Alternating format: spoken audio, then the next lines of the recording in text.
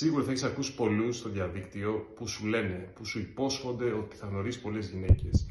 Ωραία, τις γνωρίσεις. Αφού τις γνωρίσεις όλες αυτές, πώς θα τις ρίξεις, πώς θα τις γοητεύσεις?